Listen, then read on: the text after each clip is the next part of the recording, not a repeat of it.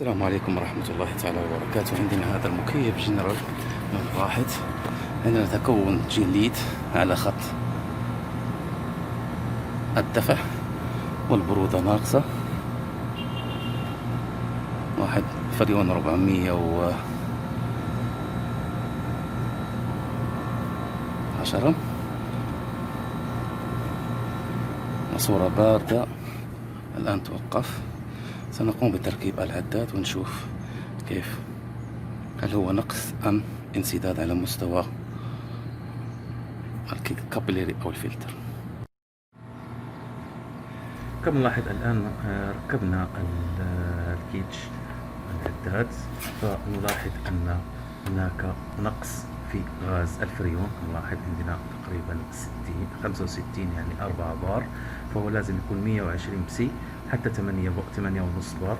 فالآن سنقوم في عملية الشحن. فكما نلاحظ الخط فهو مثلج، فهذا هو مشكل تثليج الخط الضغط، فنقص الغاز يؤدي إلى ظهور هذا الثلج. كما نلاحظ الآن سنقوم بعملية شحن الغاز، ولكن عن طريق قلب قارورة الفريون، يعني تكون كما نلاحظ على شكل سائل، وسنقوم بعملية الشحن. كما نلاحظ الثلج اختفى من خط الدفع الطرد. سنقوم بعملية الشحن حتى تصل ل 120 تقريبا سي حتى 8.5 بار، يعني 8 لأنه تقريبا الجو حار تقريبا في هذا الوقت، يعني 8.5 بار. فستتم العملية. نلاحظ قمنا بزيادة الفريون. فأغلبية المشاكل هذه المكيفات أنها تقريبا أما أنها جديدة، فهذا التسريب الموجود في هذا المكيف بحثت تعريف المكيف كله، لم أجد يعني مكان في زيت أو مكان ظهور علامات التهريب.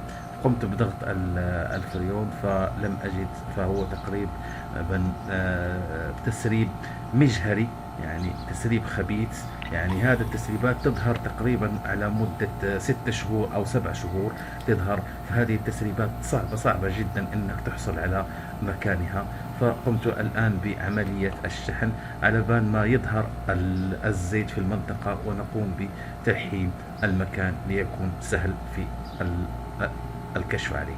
أرجو أن الفيديو إعجابكم، ولا تنسوا الاشتراك ليصلكم جدا، والسلام عليكم ورحمة الله.